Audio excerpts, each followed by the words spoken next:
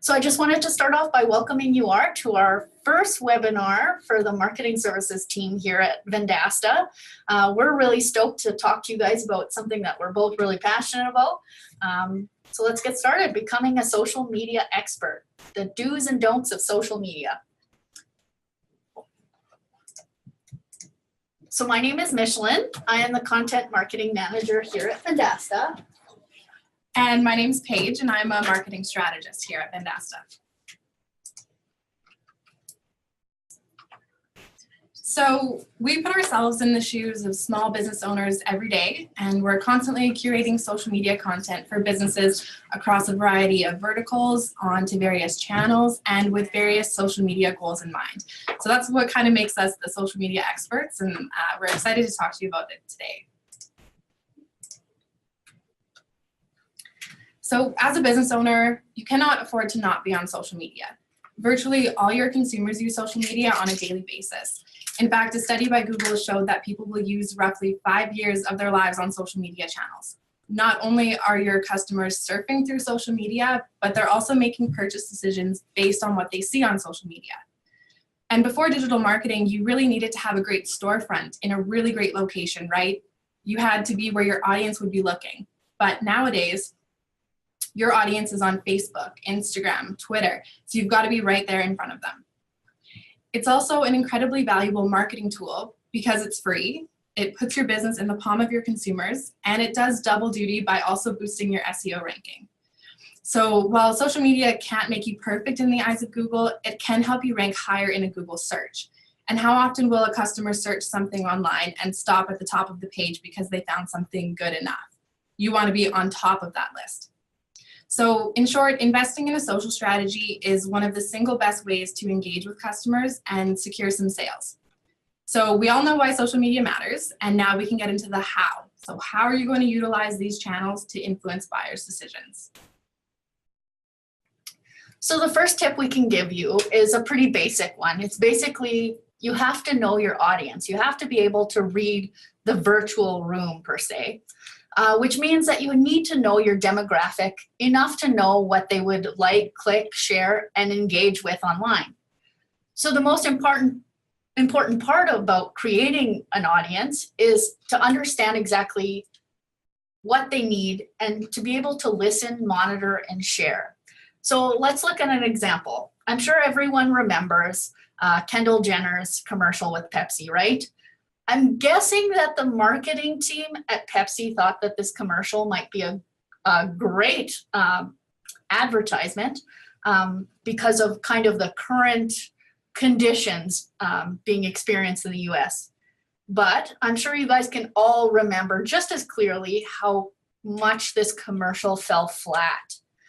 They clearly were not reading the virtual room, and yeah, it was real bad, as you can see by some of the tweets back at Pepsi and Kendall Jenner. Not exactly the best way to go about it. However, as frustrating as it can be, you really just have to pay attention to how your audience responds and what they respond to. So if your viewers don't love your witty joke as much as you did, it might just not be the right type of humor for your fans. Poop jokes, on the other hand, always win for some reason, and it's like people turn into their 4-year-old selves when poop jokes are involved, which is embarrassing but also true. So also the second point we'd like to make is so that you ensure that you're always in the moment. By using stories and videos on social media, you're creating content that is not only fun and engaging, but also very current in the digital age. If Instagram stories for example, is something that you're not quite comfortable with, your best marketing strategy is to work on that. And the best marketing strategy in the digital age, quite frankly, is through your customers. Having your business on social media, however, does require a bit of strategy. But you can think of it quite simply. Social media is a simple formula. It's social plus media, or it's what you're going to say and how you're going to say it. So every day, Michelin and I employ a sort of secret recipe for really effective social media content. And that is equal parts promotional posts, interesting industry content, and engaging content or community-based content. All of these pieces fit together to drive some sort of goal of yours, whether it's brand awareness or driving sales. So you can think of this as your social media strategy. And to break down each one of these components, we're going to go through the do's and don'ts of each piece of the strategy to give you an idea of how your business can use it to leverage their place in the industry. Social media is a great platform to show how great your company is and to offer a direct way for your customers to make a purchase decision. So this is a type of promotional post. This can also be coupled with targeted ads on Facebook to really driving sales, such as the example we have here. Often promotional posts on social media are accompanied by a link to your website and a call to action. You can do sort of contests or giveaways, accompany them with a branded hashtag, but always it's directing them to a website or to make an action with your business. Promotional posts, however, do not need to be all about pushing a sale, but it can just be about promoting the business itself. And Instagram is a really great platform to do this because it's by sharing insider looks into your business and adding some sort of branded hashtag, it can be really effective. This is also a really great way to engage with the community around you. You can tag other local businesses, and it's great to encourage followers to have conversations about your business.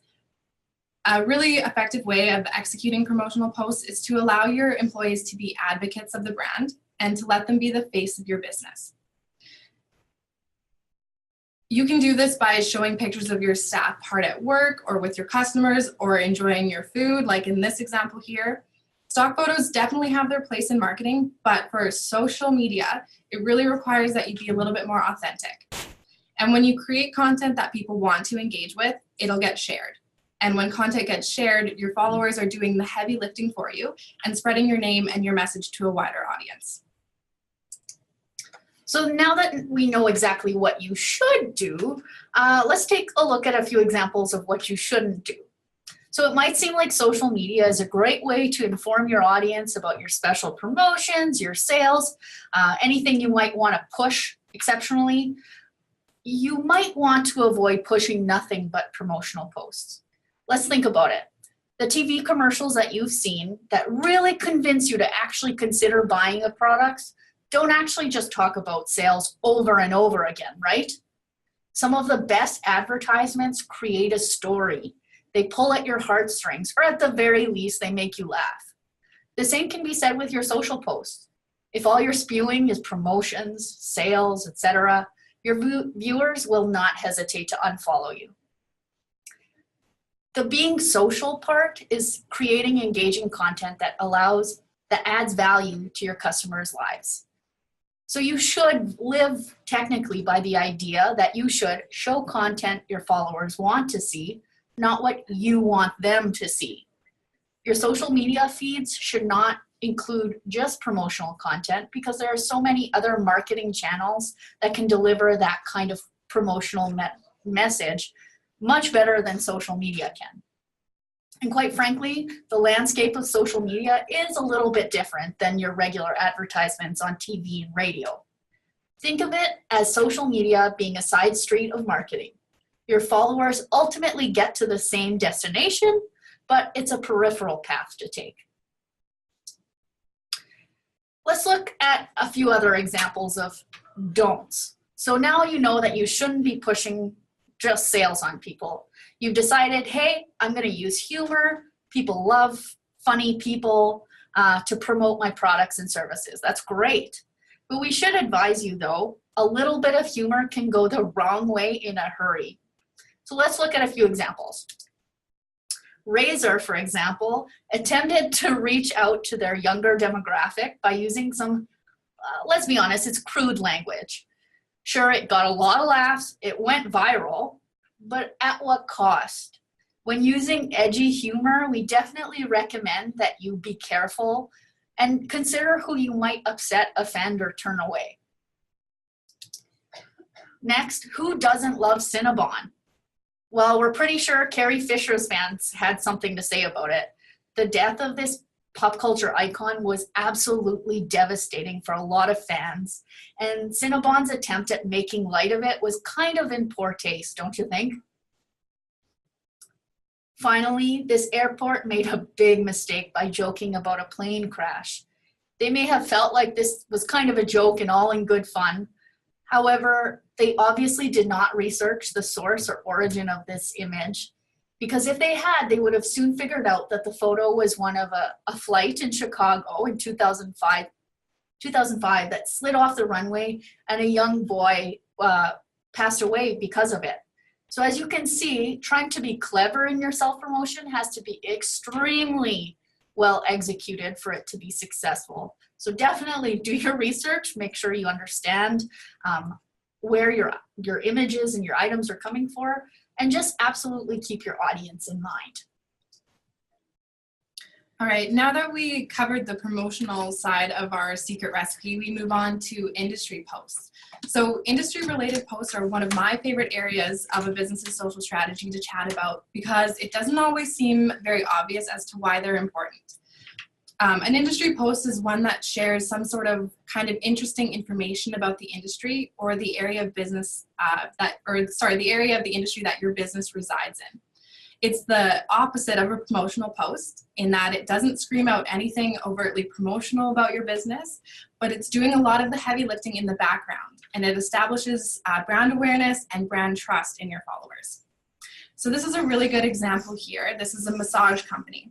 So say I followed this massage company on Facebook because they give great massages.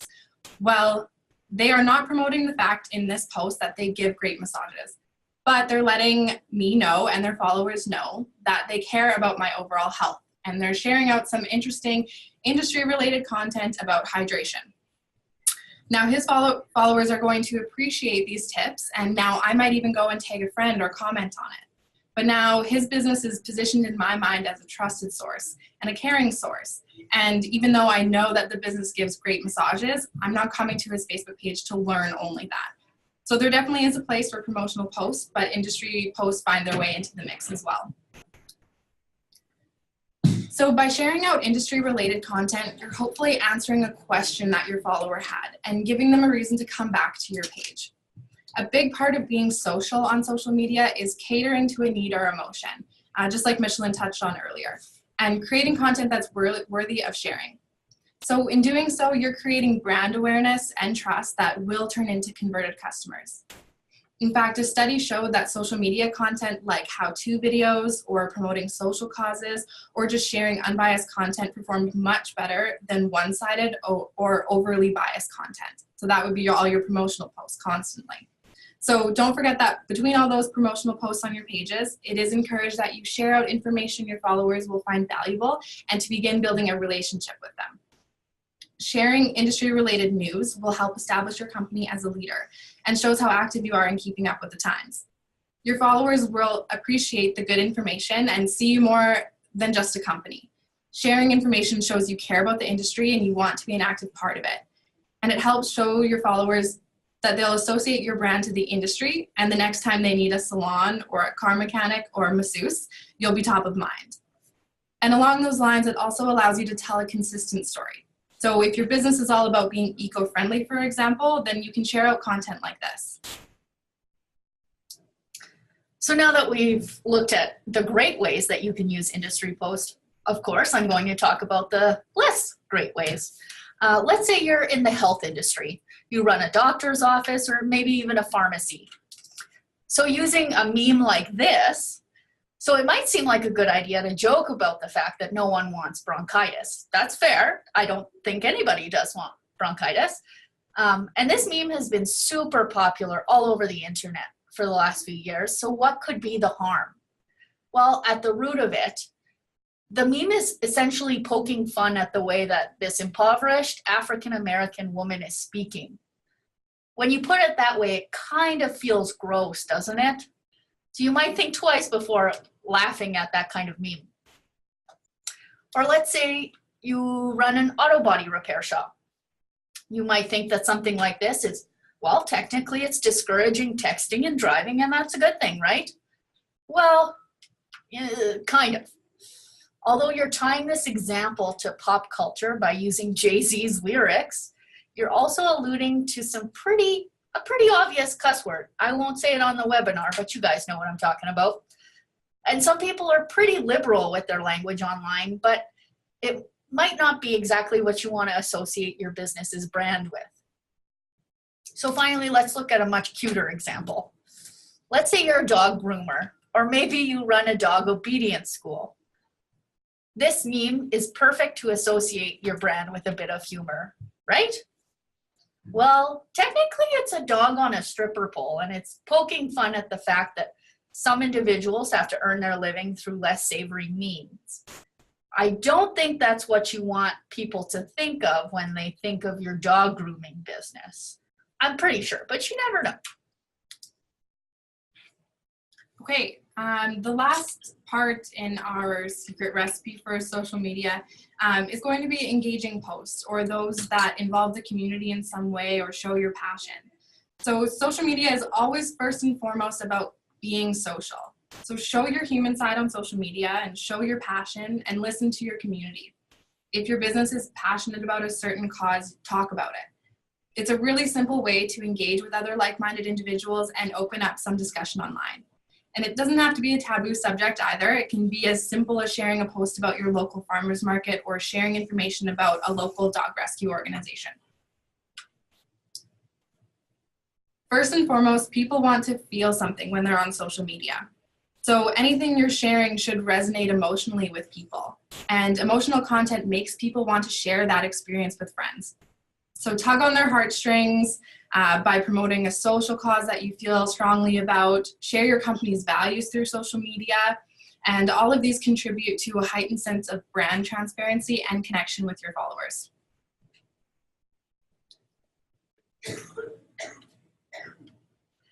So we do want to encourage engaging with followers online.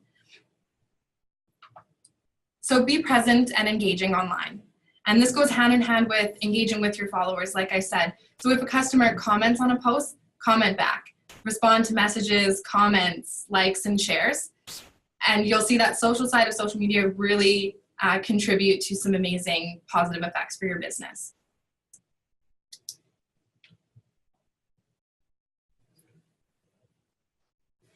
Engage with other businesses too. It doesn't have to be witty banter like between these two businesses, but it can be as simple as tagging your neighboring business in a post and promoting the local community. And in turn, this gives yourself a brand voice and shows a bit of your human side. And frankly, customers really love it. Again, you're coming to social media to be social, and so those businesses you follow really should show a social and a human side as well. And engagement drives growth. So if you can make a commitment to not only create and curate engaging content, but also engage with your followers themselves, you will notice a payoff. Now that's all well and good, all these do's, but of course I'm coming back with some don'ts. There's nothing much more human than celebrating your nation's pride, right? Everyone's celebrating the same thing, so everyone's engaged. That's exactly what American Apparel tried to do, as they posted an image of a colorful, patriotic explosion to celebrate their great nation's Independence Day on the 4th of July. Well, not exactly. Some of you may recognize a specific image of smoke, and those of you who don't, I can tell you that it was actually an image of the Space Shuttle Challenger exploding in midair in 1986, killing many astronauts on board. Yikes. Bad move, American Apparel. So here's another less tragic example. As a result of the 2014 World Cup game between the US and Ghana, for all you soccer fans out there, Delta tried to get in on the action and congratulate their national team with a tweet indicating the US's score of 2 points to Ghana's 1 point. So instead of being engaging and current, they essentially made fools of themselves. It's clear that Delta's social team either didn't do their research or isn't necessarily familiar with Ghana's fauna, but luckily Twitter users everywhere helped to correct them. How embarrassing. So it's pretty simple. Your customers are on social media, plain as that. In fact, there are 2 billion people who are currently on social media, and the simple fact is that Small businesses can't afford not to be on social media. So all of these tips that we've offered might seem like a large undertaking to remember everything, but luckily we've compiled some golden rules for you. So the first one would be, imagine that your grandma is reading your posts. And for those of you who are going to say like that you have a grandma who's super cool and okay with that kind of thing, I don't want you to think of your grandma. I want you to think of my grandma. There she is. She's super cute. She's 93 years old, and she can run her Facebook page better than I can. Well, maybe not me, because I'm an expert, but better than some people, I should say. She's really great, but I would never post something on social media that I think would offend her or upset somebody of her generation, right? The second rule we have is it's on the internet forever. So now you might think that a short tweet is one of a million going out during the day, during the minute. However, it only takes a few seconds for people to screenshot your tweet and make it go viral. So you want to be careful what you're putting out there, even if you feel like it's not that important. And then our third rule would be, would you send this in a direct message to your most important client?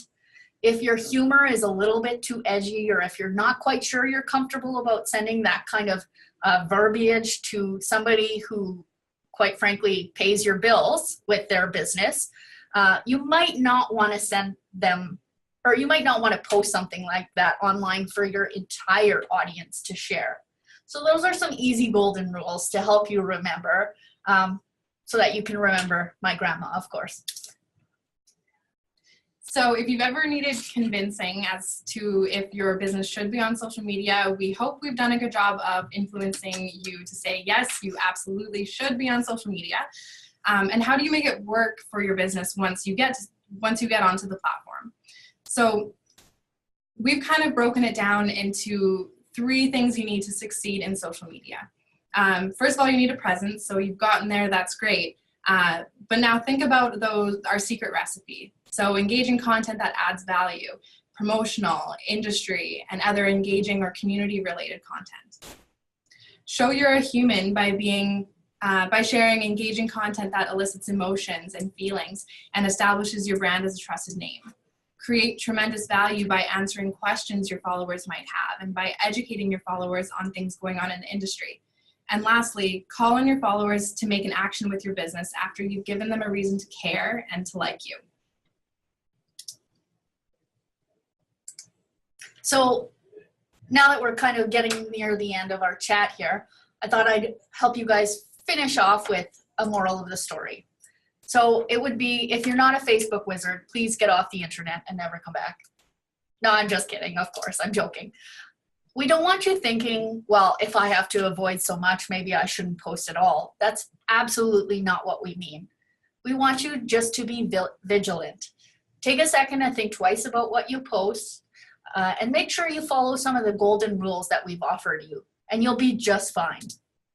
So the real moral of the story is that managing your social strategy isn't terribly difficult as long as you know what you're looking for. Whether you're a small business owner, you do social media for another business maybe, or you're just, trying not to make a fool of yourself, these tips should be a good guideline.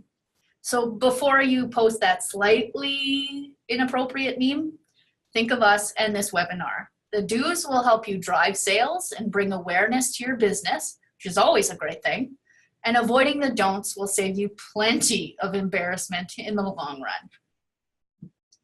So I think that's it for us. We'll stick on the line for a few extra minutes here. If anybody has any questions, or if you need any advice, it's been a real pleasure chatting with you all about something that both Paige and I are so passionate about. So thank you again for joining us, and we'll stick on the line for any questions.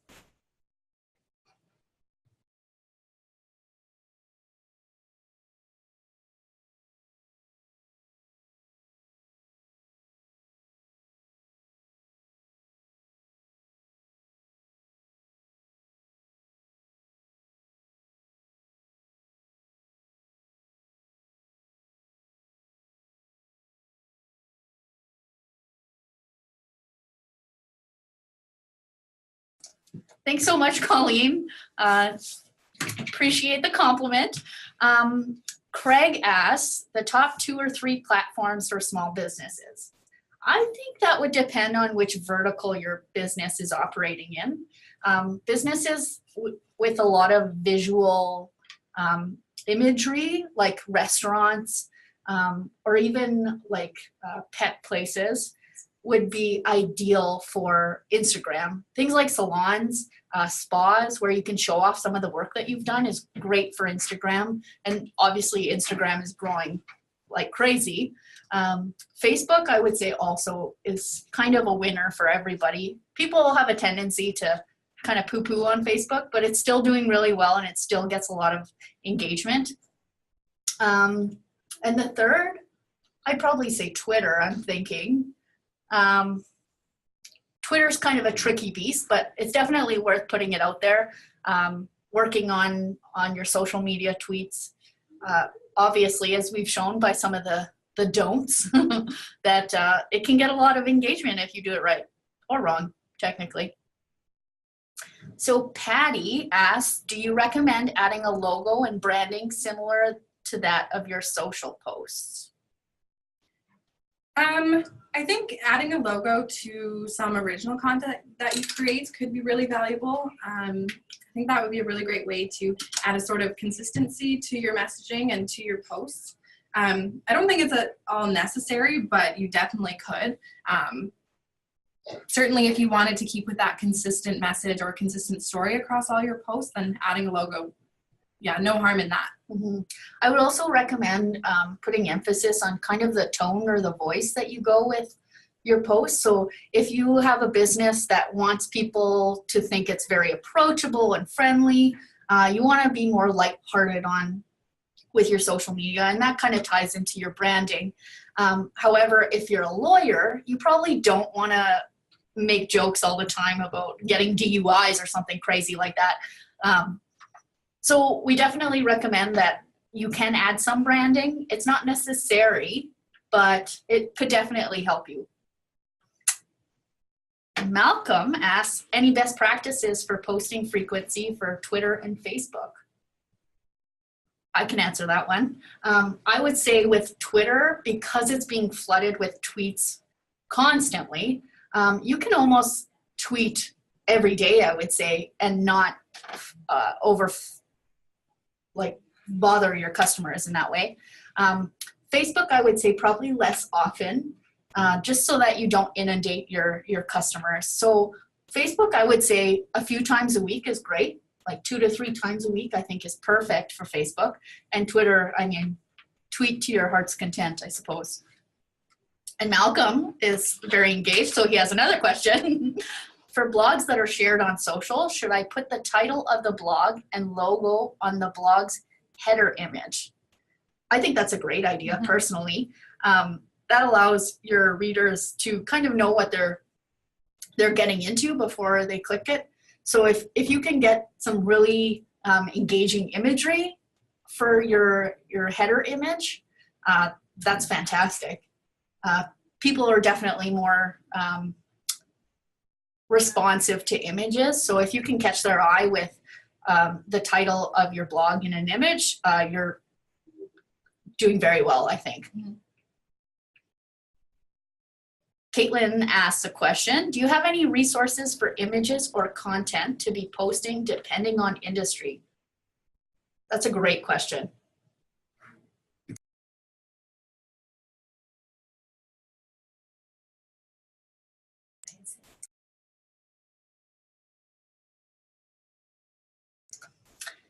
So I think I'll jump in on this one. Speaking to the fact that social media is all about being social, there is a sort of need for authenticity on social media. And so one of the best places you can actually get your images is if you're curating your own. So whether they're images from inside the business or of your product or of employees at work or your customers, things like that always do really well and drive a lot of engagement. However, again, stock photos do have their place in social media posts, and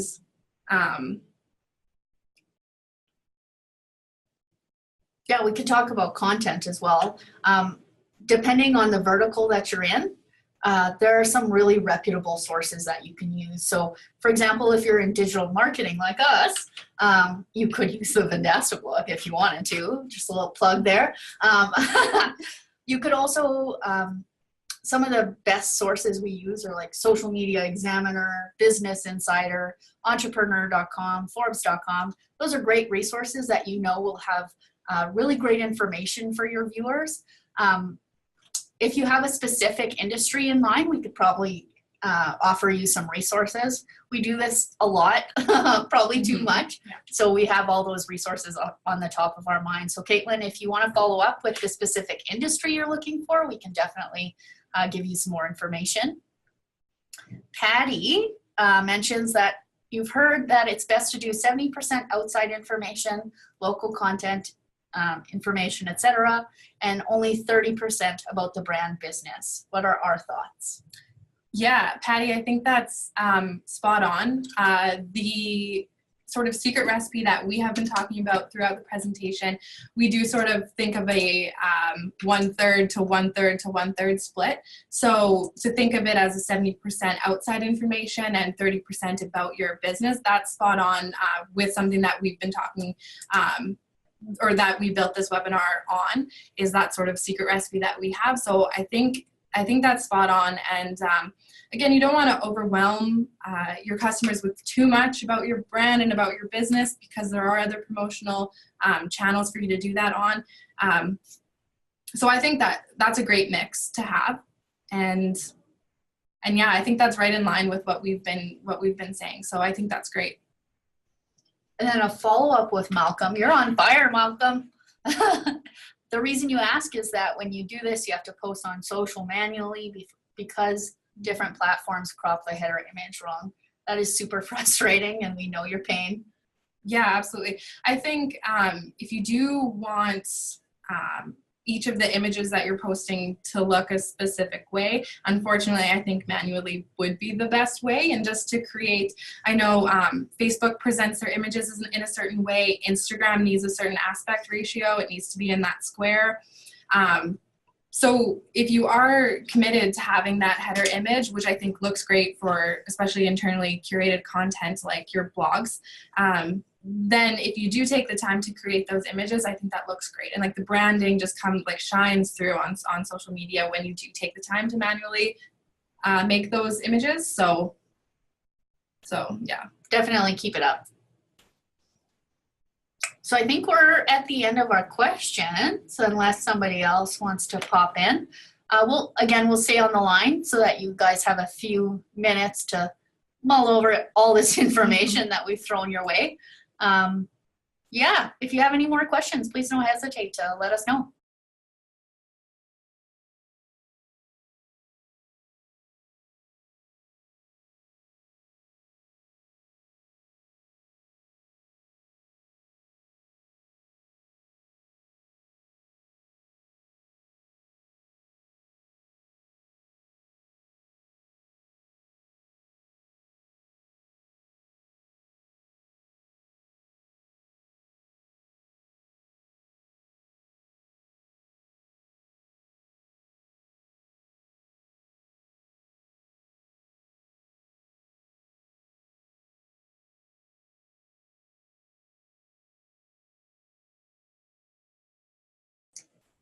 So we got a question through our Q&A. Alex asks, what's the best practice about posting the same content on multiple channels, especially if the same followers are seeing them? So this one's kind of a tricky one.